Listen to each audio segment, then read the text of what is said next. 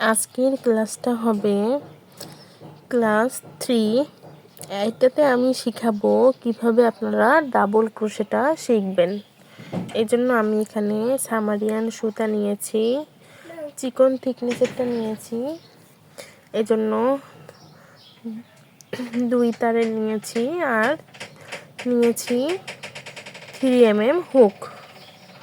এখন আমি slip not করানো দেখিয়ে দিব। এভাবে স্লিপ নট করে নটটা করে প্রথমে চেন করে নিতে হবে। এই তো 1 2 3, আপনাকে গুনে গুনে করিয়ে দেখাচ্ছি। এভাবে হুকের সুতা এবং হুক এমনভাবে রাখতে হবে যাতে সব চেন, সব ঘর সমান হয়, তাহলে যে কোনো কাজই সুন্দর হবে। এভাবে প্রথমে চেন করে নেব। এখন আমি দেখাবো ডাবল ক্রোশে করানো। এই তো চেন করে নিলাম। তারপর ডাবল ক্রোশে করতে হলে এখানে হুকের সাথে একবার সুতা পেঁচিয়ে তারপর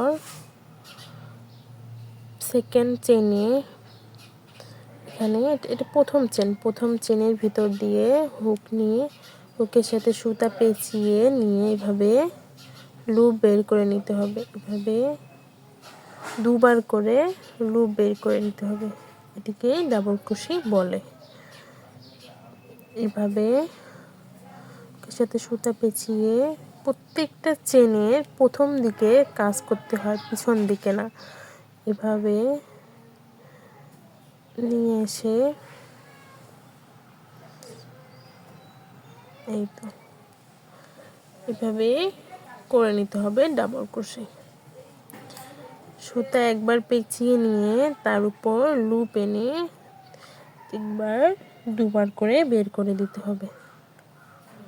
আবারও সুতা পেঁচিয়ে নিলাম, চেনের ভিতর দিয়ে সুতা এনে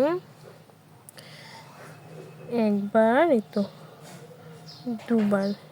2 বার করে সুতা বের করে দিলাম। আমি আস্তে ধীরে ভিডিওটি করতেছি আপনাদেরকে দেখানোর জন্য, সুবিধার জন্য। এভাবে আস্তে করে বের করে নেবেন। মনোযোগ সহকারে ভিডিওটি দেখবেন, অবশ্যই বুঝতে পারবেন। আর আমার ভিডিও যদি আপনাদের ভালো লেগে থাকে, কাজ শেখানো, অবশ্যই আমার চ্যানেলটি সাবস্ক্রাইব করবেন।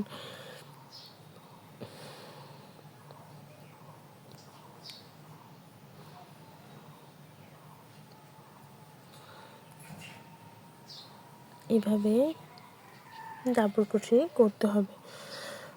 হুকের সাথে একবার সুতা পেঁচিয়ে চেনের ভিতর দিয়ে সুতা এনে প্রথমবার বের করে দিয়ে তারপর আরও একবার বের করে দিতে হবে।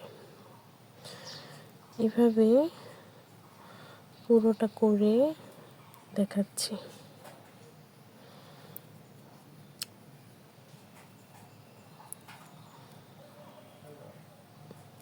এটি হচ্ছে ডাবল ক্রোশে।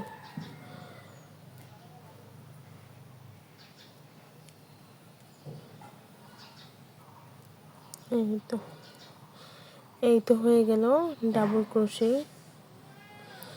তারপর যদি এটি বাড়াতে চাই তাহলে একটি চেন করে নিয়ে, একটি চেন অথবা 2টি চেনে ডাবল ক্রোশে হয় না, 3টি চেন করতে হয়।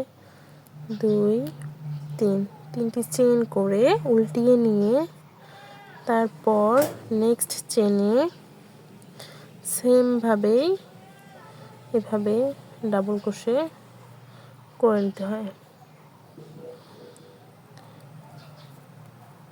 এই তো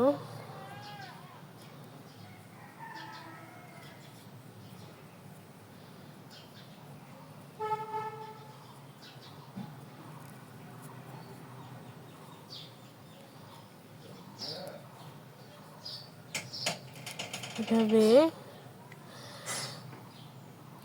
ডাবল কুশিটা করে নেবেন।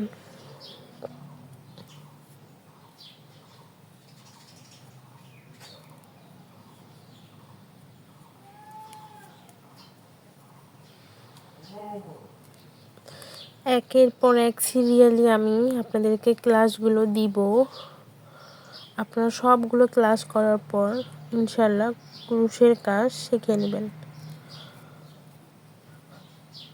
এভাবে পুরোটা ডাবল ক্রোশে করে ফেললাম। এই তো লাস্টেরটাও করে নিই।